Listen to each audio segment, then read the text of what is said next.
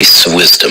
With over 60 years of experience as an investment banker, entrepreneur, investment analyst, economist, and venture capitalist, Morty Davis is Wall Street and capitalism personified. For 400 companies for which he has raised more than $3 billion over the years have created a countless number of jobs and exciting new products.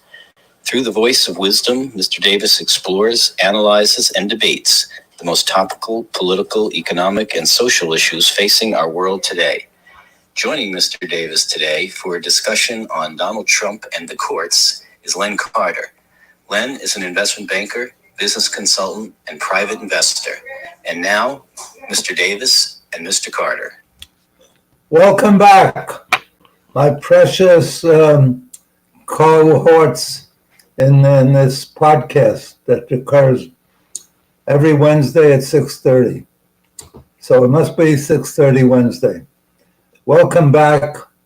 I never want to fail to thank you for being part of this podcast, because you're the ones that really inspire me and make me wiser.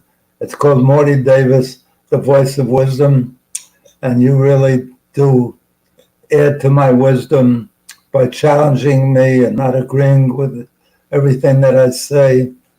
And so I appreciate you.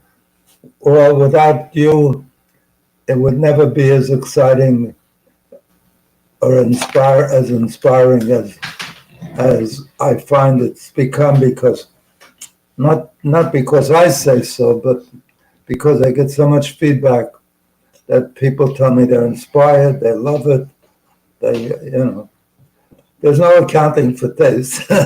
So anyway, I'd like to start off the program before we get into the nitty-gritty of Trump and Biden and politics and all the issues that make us argue with each other and at each other's throat in terms of our strong feelings. So I want to tell you about how to be happier. That's my goal. If I could, I would give my life, I'd give out anything to make everybody in this world happier, cooperative, like each other. Human beings can be great, but once we set them off in different directions, they can be terrible, even heinous. So let me tell you, number one, if you get a chance, go out and buy a copy of Happiness Guaranteed or Your Misery Back. It's a book that tells you how to be happy no matter what. No matter what, we all go through disappointments, failures, tragedies. As long as we live, I don't know any human being that's lived for any length of time who hasn't suffered the slings and arrows of experiences that we go through. So the point of my book, it captures the wisdom of, I try to capture the wisdom of all of the great writers that ever wrote about happiness, particularly somebody like Bishop Sheehan, who wrote a book called The Power of Positive Thinking. And it includes, that's a Catholic priest, Bishop Sheehan, but great, brilliant. And it includes some of the greatest rabbis of all time and the wisdoms that they passed down, and the books, the Bibles, all the thoughts that we cherish, the Psalms, Christianity, Judaism, all the great ideas. So it really gets back to Bishop Sheehan's title, The Power of Positive Thinking. And when you think about it, if you just remain positive, insist on your brain staying positive, your attitude staying positive, you're going to be happy. I have to tell you, even the worst experiences, I lost my wife, who was a gem. She was really a one in a trillion. And I didn't deserve such a good wife. But when she passed away, it was such a tremendous loss to me. It was such a vacuum. We were married just about 70 years, give or take a few months. And I thought I'd never get over it. But I play I have a, what is it called? A frame right in front of me on my kitchen table. Whenever I have a meal or whenever I sit down at the table to do work, I see her talking, joking, saying things that make me laugh, that make me cry. But instead of being negative, I become so positive. I thank God every time I see her. I say, thank you, God, for giving me such a wonderful soulmate for so many years. So I don't focus on the loss. I focus on the terrific benefit I had, the terrific reward that I received from such a soulmate. Not that I deserved it, in spite of me, I got that reward. So I think positively of something that many people stay depressed till the end of it, especially it happened at an older age. So you can stay depressed at an older age. But I've become inspired by my wife, more appreciative of her now than ever before, and it's turned out to be very positive for me. And I have to tell you a story that appeared in a Reader's Digest some years ago. It made a big impact on me because it looked like a gentleman up in Buffalo, I think, or Rochester, who had a company, and he thought it was the biggest tragedy of his life because his company burned down, and he called his insurance agent, and the insurance agent said, no problem, call the insurance company right away. It turned out he didn't pay the last premium, and he couldn't get any funds to rebuild his business. So he was devastated. He thought it was the worst thing in the world. But not being able to rebuild his company, he decided he's going to move out of New York and move to California. So his wife and 2 kids, he packed them up, and he was going through the states. He'd driving through the states with his truck and all his possessions. And then as he stopped in Las Vegas, Nevada, he decided he's going to buy a, what do you call that? Where you, the equipment that helps you find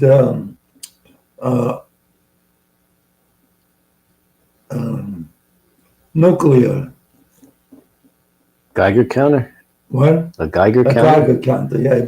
To find radioactive things in the ground? A Geiger counter to find nuclear, to find radioactive elements that find. To find.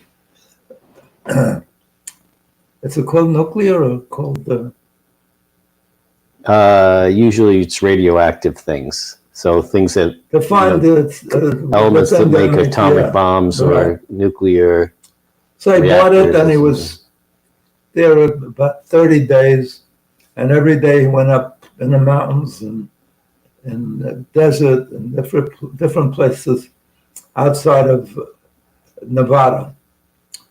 And on the the 27th day, he was leaving in 2 days. All of a sudden, the Geiger counter went crazy, and he had discovered a vein that contained all this valuable minerals. So he went back down to the local office in Nevada and made a claim for that property. And it turned out it was written up in a paper, and some company came along and offered him $70 million. In those days, that was really big money. That was back in maybe the late 50s. And he was so happy, and he thought, wow, how blessed he was, how lucky he was that his company burnt down, and he would have never made this kind of money, and now he's set for life. And he moved on, as he had planned, to California and bought himself an estate. And he thought he had the world by the proverbials. He really thought he was so lucky. And it shows you think something positive is terrific. It turned out that all that money, his 2 kids became wild. They went on drugs. They both got ruined and devastated by this good luck. So the thing that makes anything positive is not what happens, it's how you respond to what happens. And so if he stayed positive and said, gee, that was great, I'll give money to charity, I won't buy a big estate, I won't spoil my kids, I'll give them real value, he would have had a positive, very positive experience and a positive life. So just stay positive, no matter what. You think it's a disaster, it could turn out to be the biggest blessing. Just stay positive and optimistic, and it'll turn out to be that way. It'll turn out to be positive. So, as I told you last week and the week before that, I've got such good reviews from my book. It's 365 pages, with every page, 1 page for every day of the year. And it's meant to uplift you. It's got humor, it's got jokes, and it has good advice. So I'm so sure you'll love it, because everybody who's ever reported back to me on it, people that purchased it, people that received it as gifts, people that gave it as gifts. Anyway, they all come back with such enthusiasm about what it's done for them. One guy who's a head of one of the major corporations in America, one of the Fortune 100s, he tells me he loves it so much he reads it to his wife and his kids every single day. He reads them a page. And he said the first time he went over and turned off the television, and they were watching the program they loved. They said, Dad, what are you doing? He said, I'll DVR it for you. I'll make it, you won't have to miss it. But you got to hear this. And they liked it so much, they've been enthusiastic listeners ever since. So I'm positive you'll like it, but if you don't like it, if you're not satisfied, if you don't think it's worth what you paid for and many times more, just send the receipt back to me, and I'll not only do what the companies do today on television, which is so satisfying. If you don't like it, if you buy a service or a prescription or whatever, a supplement, they say if it doesn't do what you had hoped, send it back, send the bottle back, or send the receipt back, and we'll refund your money. I will not only refund your money, I'm so positive that you'll benefit from this book and that you'll really enjoy it and use it daily the rest of your life, and it'll impact your life forever, I will give you not only your money back, but double your money back. As long as you don't buy 400 books and send me your receipts for 400 bucks, and I got to give you back double the money for 400 bucks.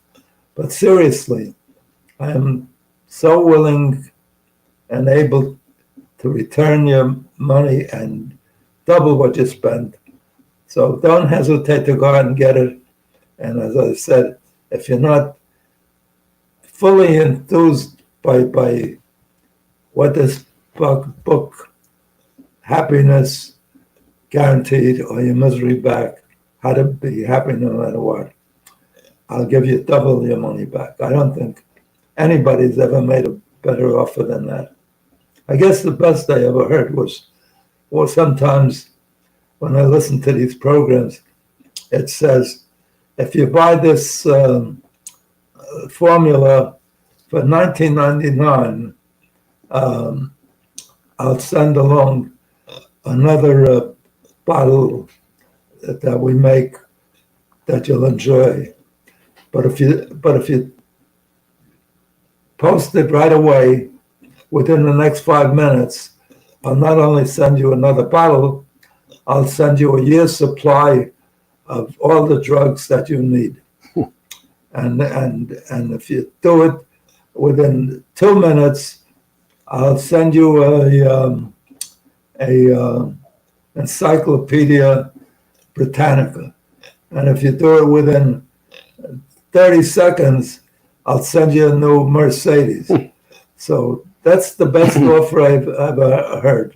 I don't do anything that dramatic, but it really is funny because the promises they make, if you do it within 10 seconds, well, I'll send you my wife and kids. Too bad you're not a fast dialer. You could have a Mercedes. I'll send you my wife and kids. Take my wife, please. Yeah, and then they said, no thanks. Don't send me your wife and kids. I got enough trouble with my own wife and kids. Anyway, let's get on to the subject of the week.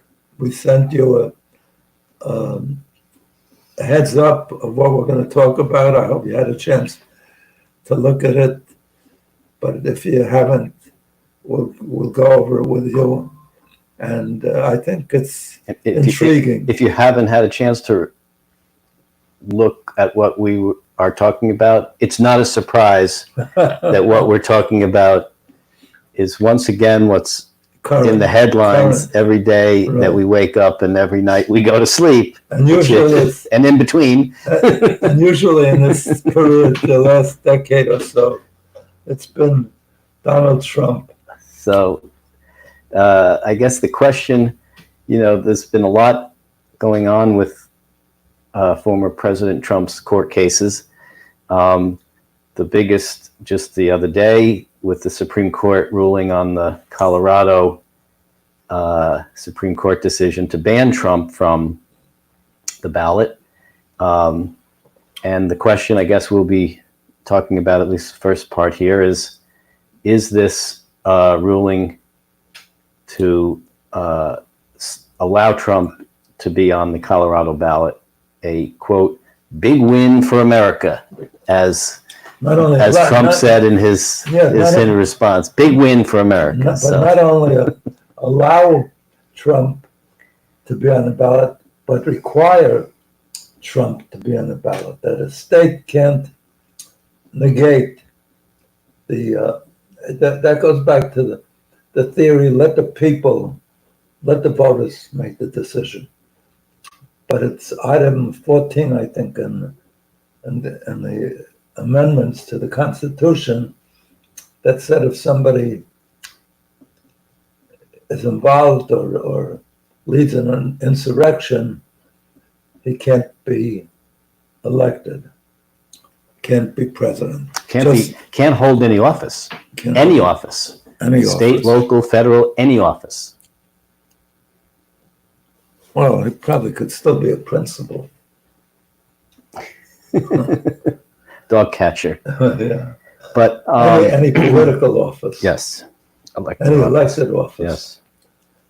So they negated the well-founded discussion on which the Colorado Supreme Court based their decision. And it was simply because they didn't include the fact that Trump supposedly, or has been accused of, leading an insurrection. So the Supreme Court said, that's not their role in this decision. That's up to the Congress to make that decision. Even though this is constitutional, and it shouldn't require Congress to act on something that's spelled out in the Constitution, that if you're viewed as someone who initiated, led an insurrection, you can't be elected. So it was interesting because they did unanimously overturn the ruling. 9-0. 9-0, but there was another opinion, a 5-4 opinion that said that the states don't have the power to enforce the 14th Amendment, especially against any federal candidates, especially the president, without Congress first passing legislation. So they sort of nuanced it to not have to deal directly with the issue of whether this is a case of insurrection, because they also very significantly did not say anything about Trump being an insurrectionist.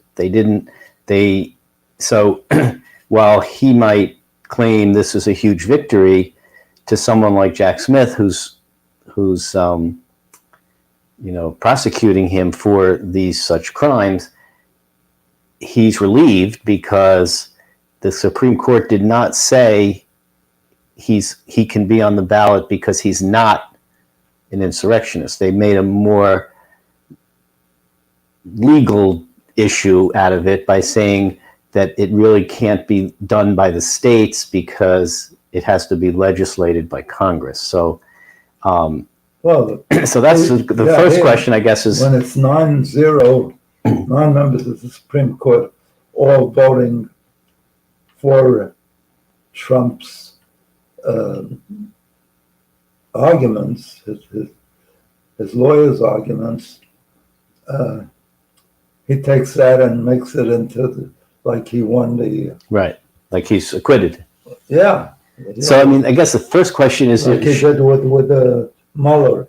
Right. It said he was exonerated. Right, exonerated, exactly. So I guess you wonder, so should the states have the right to enforce the 14th Amendment at their own discretion?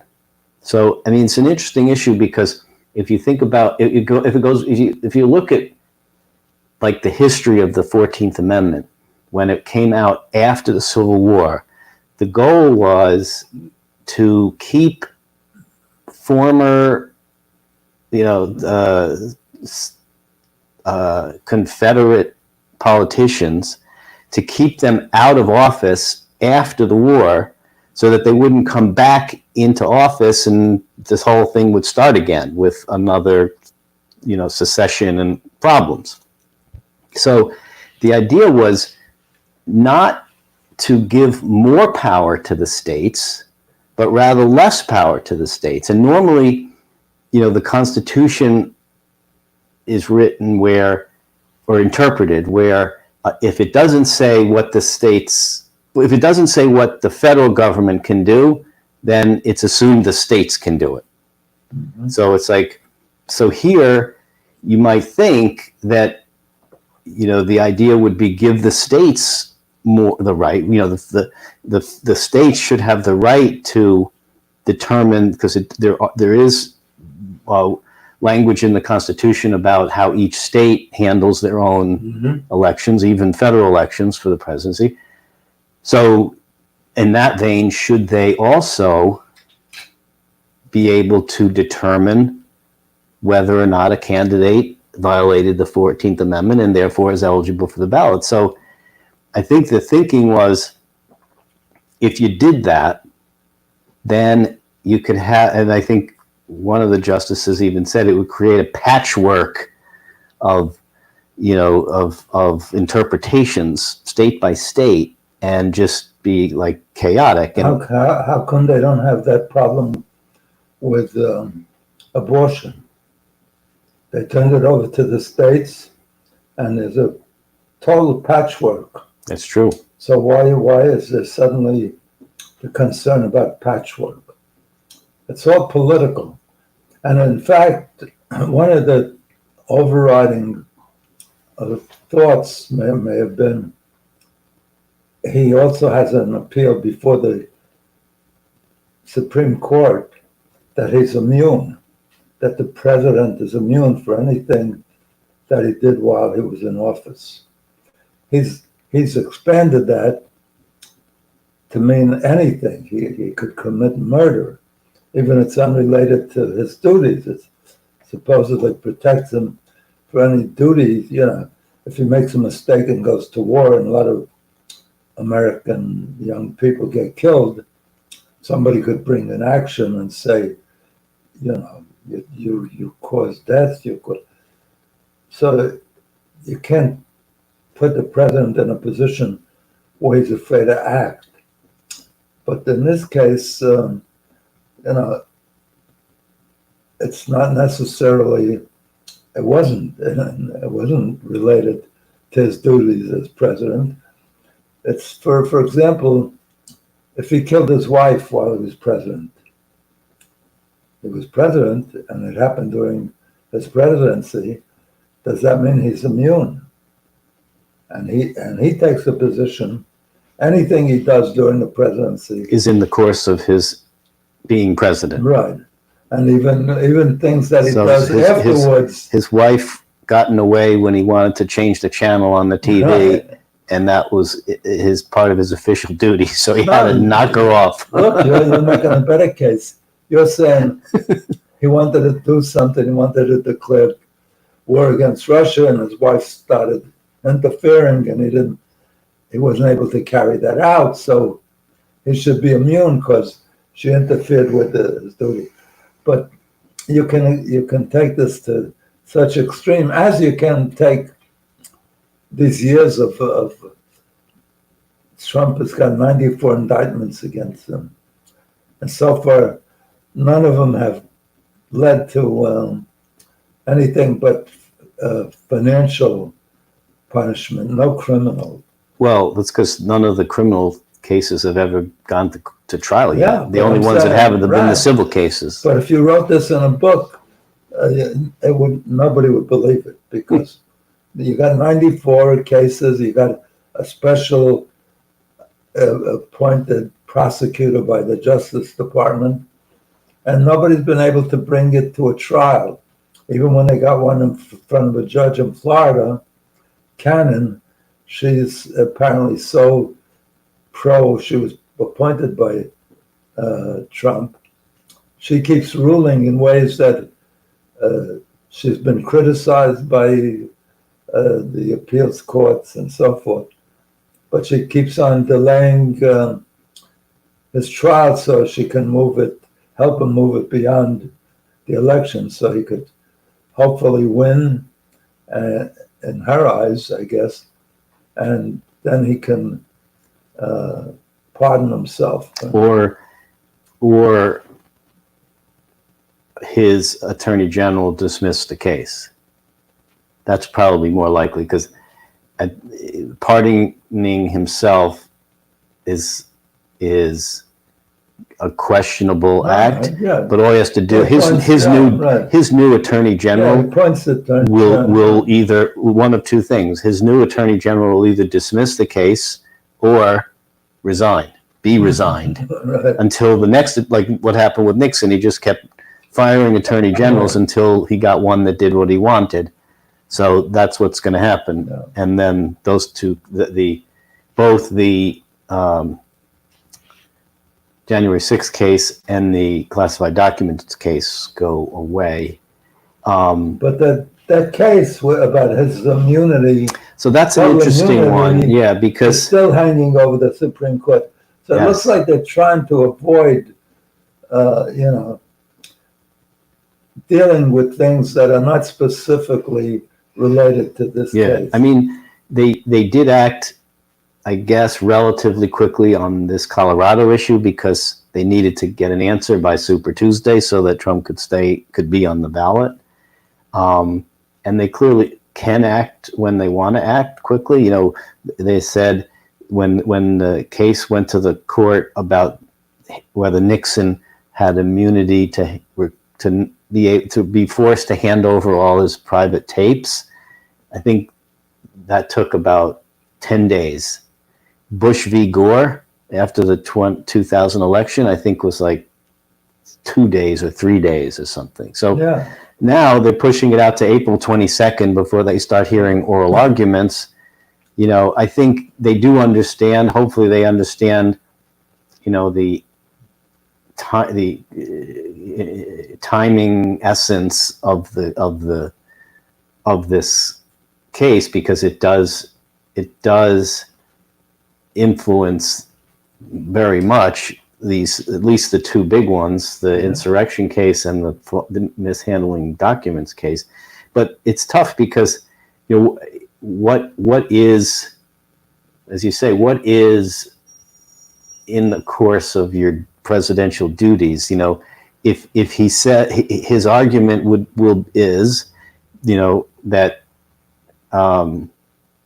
when he gave that speech, we're going to go march down to the Capitol, and he believed there were fraudulent votes and the electoral count was not accurate. That was his belief. And so he was acting in his capacity as president to try to remedy that. President Bush believed there were weapons of mass destruction in Iraq and ordered an invasion because of it. Turned out to be wrong, but is he responsible? Would his immunity, or does he not have immunity because of that? I mean, that's not a crazy argument. We'll see. I think even absent that, clearly he told Pence to act contrary to the Constitution and not deliver the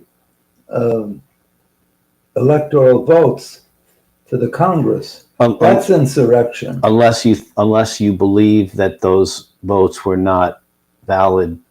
It doesn't say that if you believe or don't believe. But that's why he did what he did. I know, but he's not allowed to do that. He's acting against what is specifically designed as the vice president's role. And if you believe that God doesn't want the vice president to act in that role, you can't change it. So I'm saying, either way, it's an insurrection. Well, on the issue of immunity, I think most people probably believe that, at least what I see when I see legal scholars opining on legal scholars, most of them say that they don't think the court is going to side with Trump on this one and give him blanket immunity. That while there is immunity for acts as president, that is not unlimited, and I guess it has to be, decided on case by case. So when the case comes, so that good news for Jack Smith, his case doesn't get dismissed because of that. What he has to do now is what you say, is show that it was or wasn't, but Trump accomplishes what he wants to do by virtue of delaying. Right. And he's been effective that way. And you pointed out rightfully and cleverly that the Supreme Court has a lot of latitude. It's whatever they decide.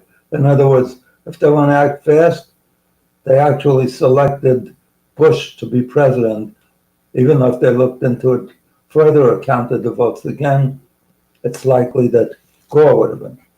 So they have a lot of latitude, and even in the case of the district attorney who's being brought up as compromised because she selected a prosecutor who she was having an affair with, as they say, maybe she shouldn't continue in the case. But as to the Supreme Court, Thomas sits on every case where his wife was involved, where he was involved, where he got enormous gifts from people who brought cases before the Supreme Court. And the Supreme Court overlooks it, So I'm saying it's the Supreme Court is like above the law, or at least they treat some cases as above the law. With Trump, in some cases, would have done that. Yeah, I mean, so I think most legal pundits and scholars think that the decision will not be a blanket immunity in favor of Trump. But they don't have to. If they just don't, what happened this week with that case in Colorado and other cases, it's been the one in Florida that she moved way beyond its likelihood to be settled before the election. That's tantamount to finding in favor of Trump, because if he can be on a ballot election day, November, he's got a good chance of winning. And if he wins, all these cases will disappear. Maybe not all, but certainly the criminal ones. Well, the federal ones will. The state ones will not. So the one in New York, which is the only one that's going to trial so far. Is that a criminal one? Yes. Well, all these, they all are. But the January 6th case and the Florida case on classified documents are federal cases. So they report through the DOJ. So all Trump has to do is get the DOJ to dismiss it, which he will. But DOJ being the Department of Justice. And run by the Attorney General, who Trump will appoint. But the other two cases, the one in New York, which we'll talk about that in a second, and the one in Georgia, those are brought by DAs, by the state, either by the city DA in the case of New York, or by the state attorneys, which is Fonnie Willis. So those people don't report to the federal it's not a federal crime, it's a state crime. So he can't get rid of those. That's why he hopes for rulings like the immunity ruling, because if he gets the immunity ruling that he wants, which is, yes, a president has blanket immunity, then that's his whole case. He wins pretty much everything because he can do whatever he wants, basically. Even if he doesn't, he'll arrange to have the DA in New York dismissed, or the DA in Georgia. Let's talk about New York. So this is the first case that he was indicted on, and the first case that's actually going to trial starts March 25th, a few weeks. Is it going to? Yep, starts March 25th. It's actually going to start, or it's not going to get delayed? Nope, it's on the docket to start March 25th, 34 counts for making a hush money payment to the porn stars, Stormy Daniels. The same thing that Cohen went to jail for. Yes, he went to jail for that. And so the interesting angle here is, and the question, that people ask is, is this a overreaching type of case? Because normally he's accused of falsifying business records. So, meaning he wrote a check, the Trump organization wrote a check to Michael Cohen, and Cohen took the money and gave it to Stormy Daniels as a hush payment, which is, none of that's illegal. You know, you're allowed to give someone money to not disclose things, and then the non-disclosure agreement is not uncommon. It might have worked the other way. I think Cohen paid her off, and the Trump organization refunded that money. So but the order, it wouldn't even matter. But when Trump wrote the check to Cohen, he said it was legal fees, and so that's even if he didn't write the check. If Weissenberg wrote the check, I meant the Trump organization. Yeah, the Trump organization. Yeah, Trump's direction. Right. So by saying it was legal fees when it wasn't, right, that's the essence of the timing, wrong deed. Also the timing. So that's where influence. So that's where it gets to the second part, is that the timing, or the bad deed is you didn't code the check right. It wasn't legal fees. You were allowed to pay her off. Yes, and then but that's even a misdemeanor. That's just a misdemeanor. Yeah. Had they turned this into a felony? Because it's a felony if what you're doing is in connection to cover up some other crime. And so the other crime was campaign contributions. So was this, a disguised campaign contribution in some way, and therefore not disclosed, and therefore not allowed? Right. And so by making those kind of cascading arguments, you get to a felony. So the DA in New York, Alvin Bragg, is making that case. Is that a stretch?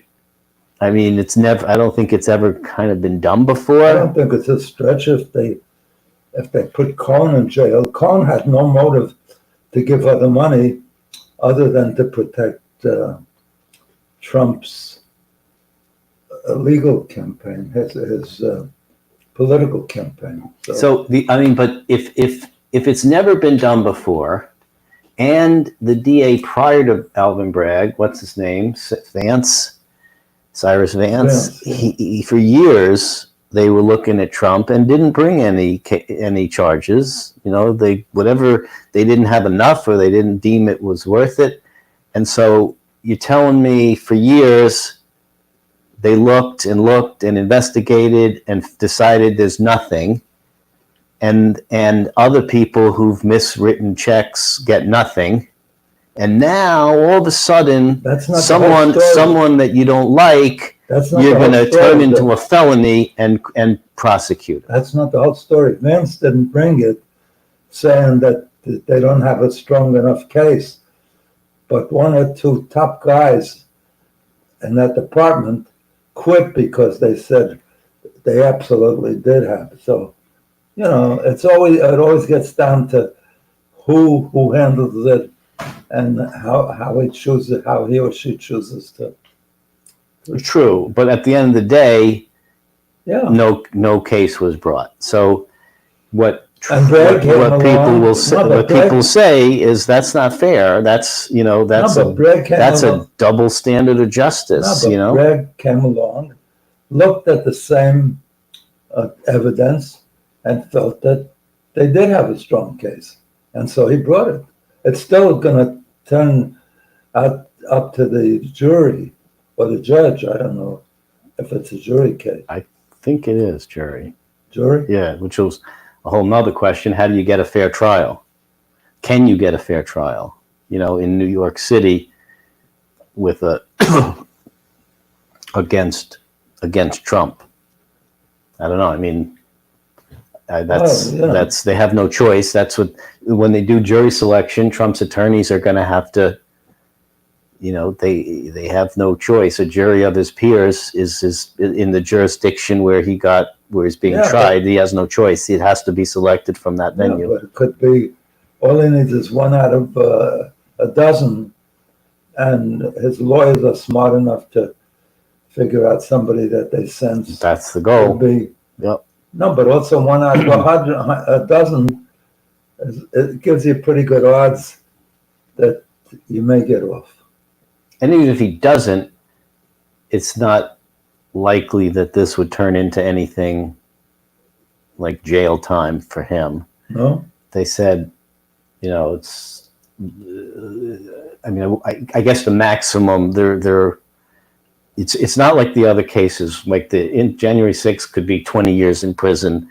The Florida mishandling documents could be multiple years in prison, but I don't think even the nature of this crime, even if found completely guilty of the crime as a felony, is something that is certainly historically has never gotten.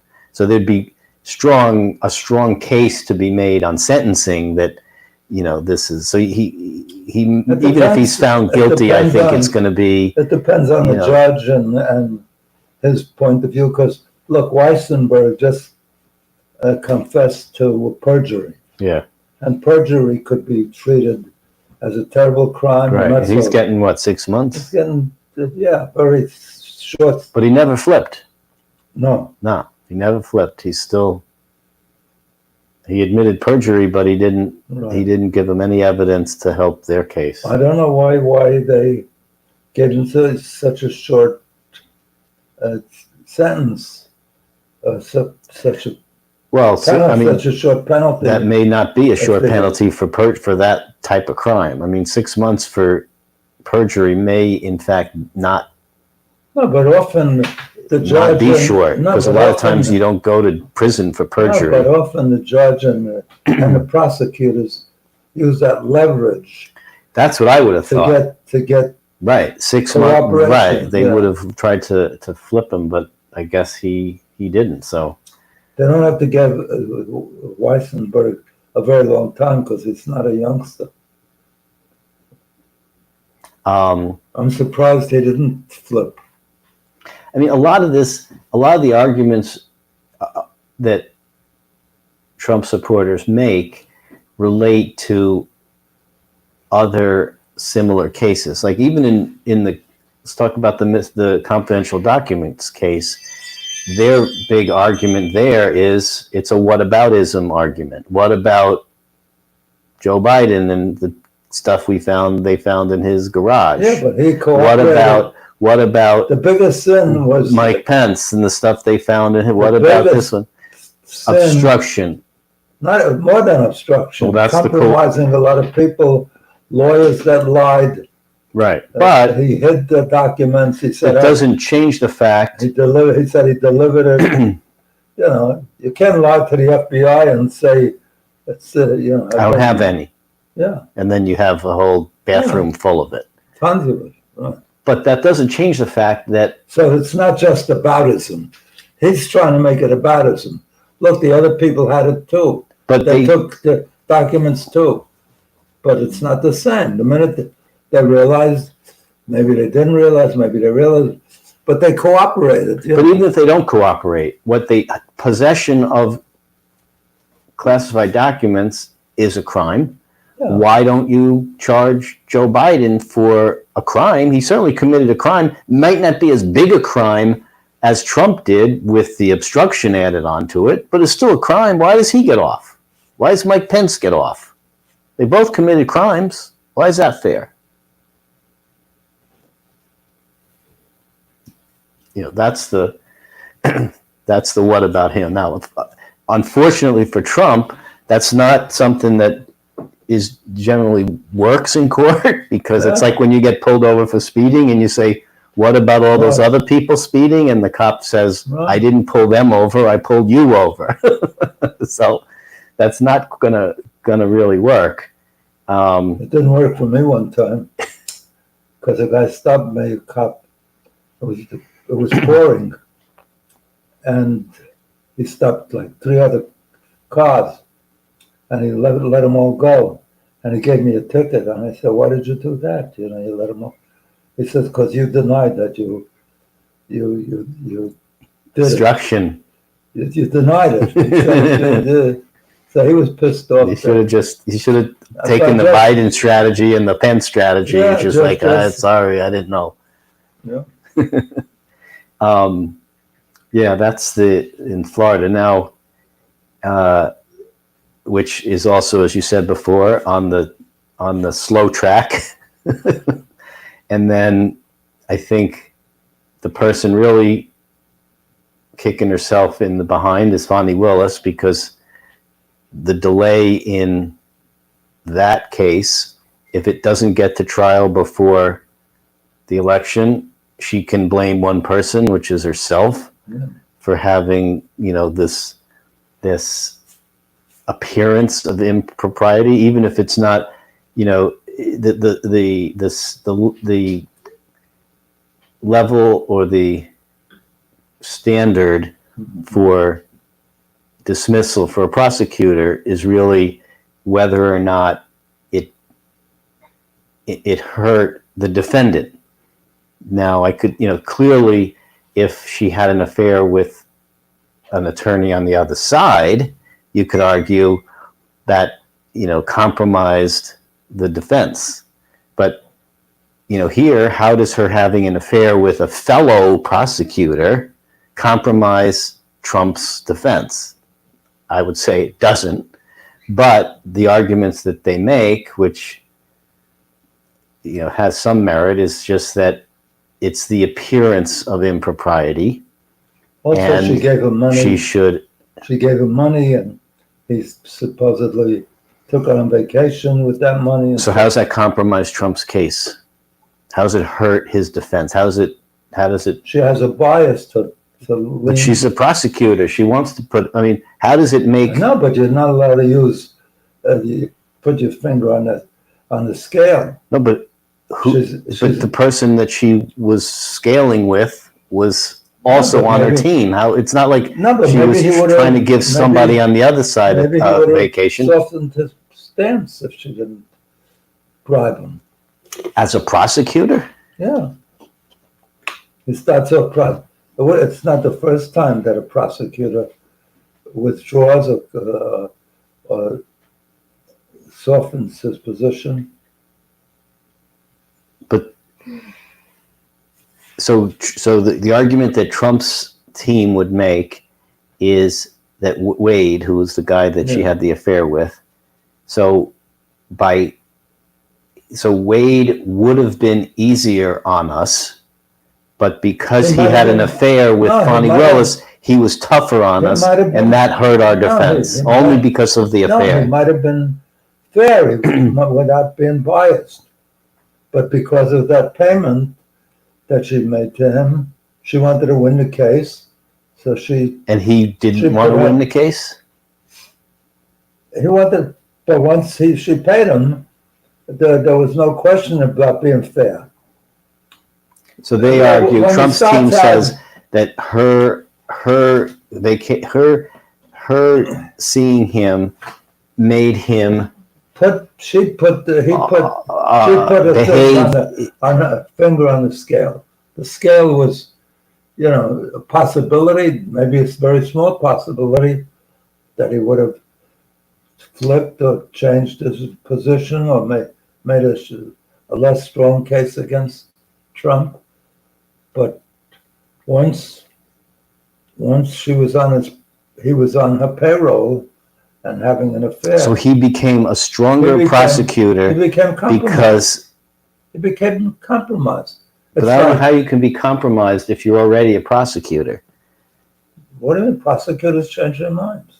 No, but there's prosecutors that bring the case. But then they would be arguing that he wouldn't have been as strong a prosecutor had it not been for Fani Willis. They don't know. But that's their argument. They're saying the reason that you hurt us is because Wade would never have been as strong a prosecutor. He couldn't be fair. That's their argument.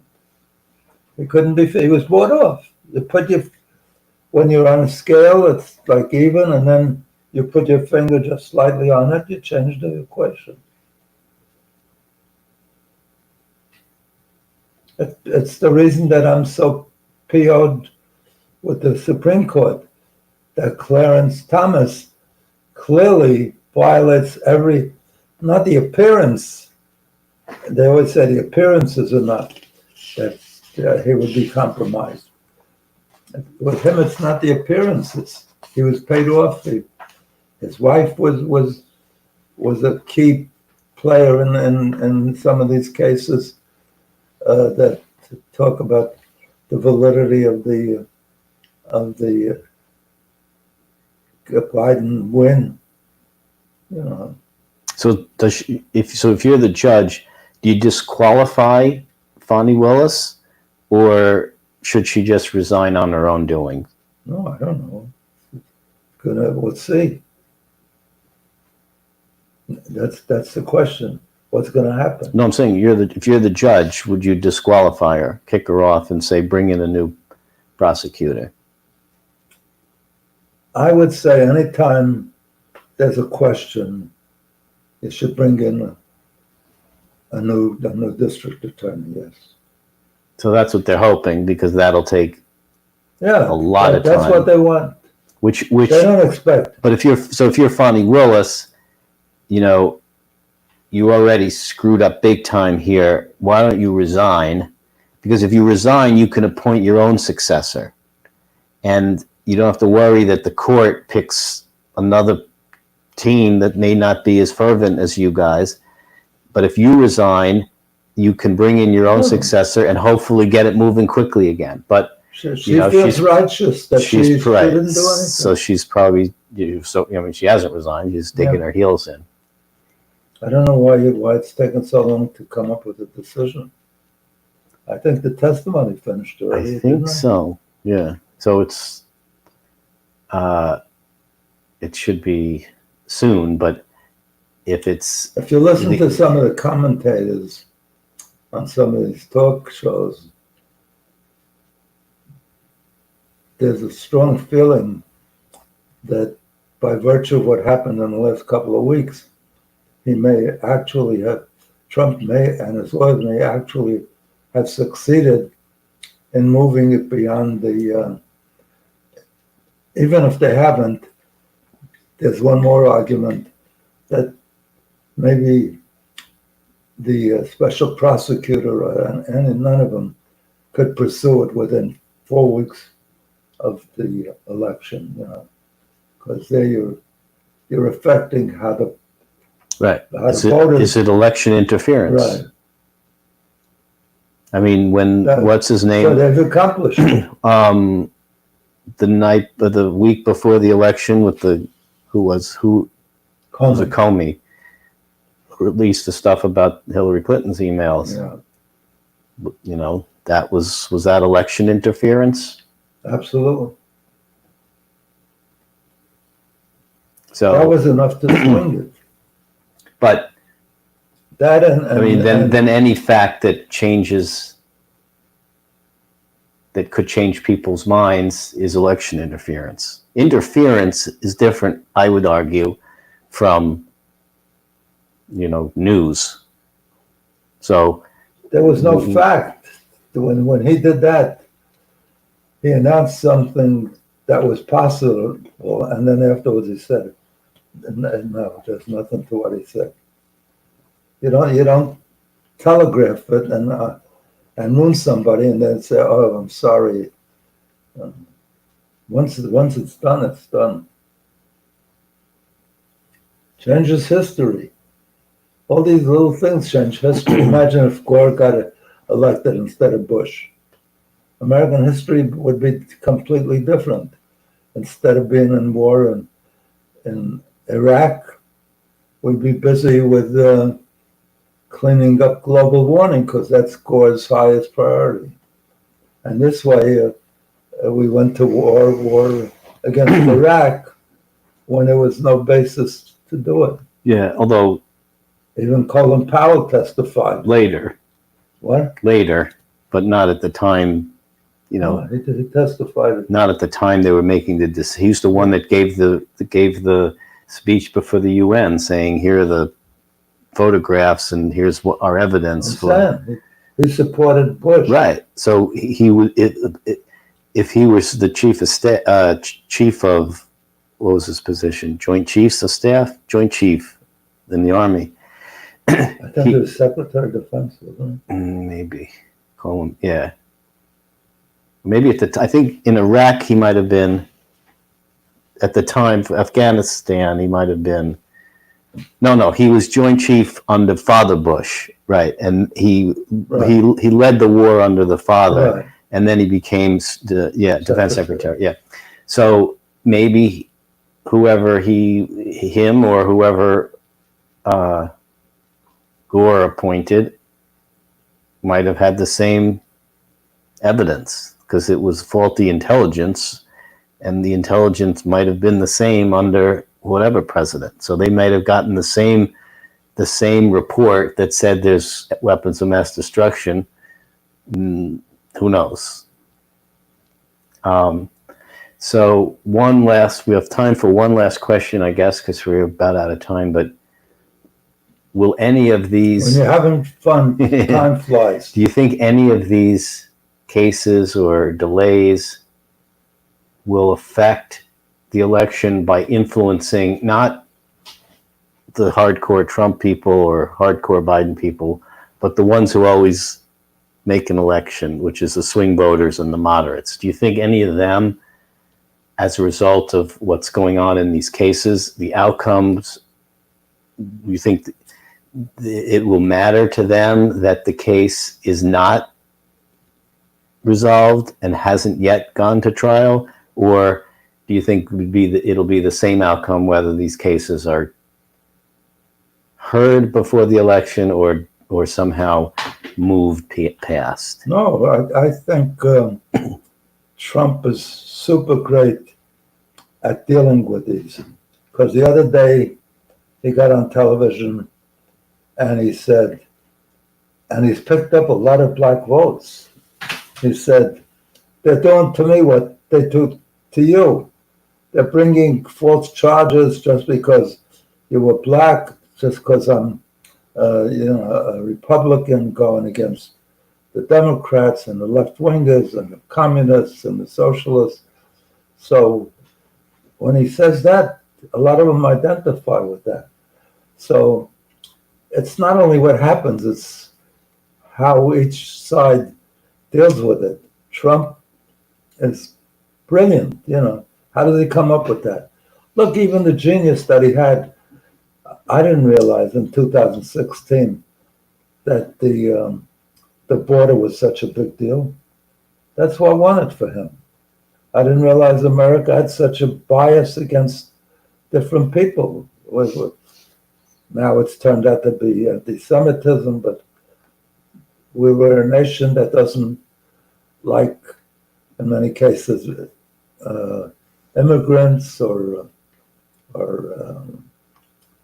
foreigners or Muslims, So Comey inserted himself at a point where he had no business doing it. So, all right. They said the British bookies were so sure that Clinton was going to win? Yeah, they paid off the people that it was like a no-brainer. I think everybody felt that. They made a joke out of he came down the steps and they thought he was just doing it for publicity, But he found an issue that nobody thought was an issue. I mean, DACA was an issue, people that are here 15 years or 12 years and pay their taxes and work, and so that wasn't the issue. He made the whole thing, the border, they're coming across, there's killers, they're bringing fentanyl. Nobody realized that was an issue. And also, the genius was also making America great again. Because do you remember what her motto was? Clinton's? Yeah. Stronger together. That's it, yeah. Now, you're one of the two people in the world that remembered that. Because, what does that mean? It's not like the New Deal, the Fair Deal, that maybe implies some some significant change. Stronger together, you know. Yep. Anyway, thanks What for. didn't we cover? We really got to most of the issues on these cases and No. the impact or not that they could have. We're getting closer all the time. How many months away now? It's still months away. What 8 is more now? months. What's today? So we're in March, so we got about 8 months. March, We're early March still, right? Isn't 7 it early months. March? Yeah, 7 months. March, April, May, June, July, 8 months. August, September, October. Oh, 9 months. 8 months. March, April, May, No, June, because July, it's the August, begin- September, it's the first October, week of November. November. 8 months. It's the first week of November. Yep, from the first week in March. Yeah. 8 months. Still all right. Still a long So way. we'll be back. We'll be back a couple These- times between now and then. Both these two old guys could pass away. And not likely, but you know. Could happen. Yeah. All right. Stranger things, nothing is stranger than what's already happened. So, and what's her name becoming the spokesman and saying, she doesn't say why, she doesn't say why it's fair, Kamala Harris, that there should be a total ceasefire. You know, that seems rather arbitrary or very biased. Right now, the Hamas won't even give a list of if they have hostages, how many, who are they? So, Well, the negotiations are pretty much off because the latest thing is they said we won't release any hostages until there's a permanent ceasefire. yeah. So that's and it. Qatari Game over. says it's all because what's his name so stubborn, Netanyahu. What do you mean? What are you offering? They haven't made an offer that. Yeah. So They want them, the Israelis, to surrender. In effect, you know, they're losing the war, so they say you should surrender. But they're winning the PR war. That's for sure. Today, Blinken said that Israel should do a cease. What's the term? Even what's his name said, Biden said, you know, Hamas hasn't given any terms. You know, how do you make a deal with it? Well, I think it's moot now because Why? If Hamas is saying no hostages will be released until there's a permanent ceasefire, that's a when no. did They say just that? said that recently. Oh, really? So that's a non. That's I pretty didn't much see game that. over at that point. You must have heard it this afternoon. Yeah. So there's not going to be any. That's it. No one's that's Maybe an they will- intractable. Maybe, That's maybe they'll release all the hostages. So anyway, thank you for having me on. We'll Thank you. continue again. Thank you, Mr. Carter. You're always a sensational guest, even though you rarely agree with me, but you make it for an exciting discussion. You're very smart, as I tell my guests, my cohorts on this podcast. You were top of your class at Cornell in engineering, then you were a graduate engineer at Stanford, all the best schools. And then you were top of the class at Harvard Business School. So your wisdom is, Thank you. I'm the voice of wisdom, but you're The listener. I'm the listener to yeah, wisdom. the superior wisdom. God bless you all. Have a great week. Have a better day every single day of your life. And read this book. If you want, go to the library and get it, but read it. Not read it, digest it, study it, practice it. Be positive. I promise you, your life will change for the positive. God bless you. I love you all. Have a great week. Have a great every day of your life. Bye.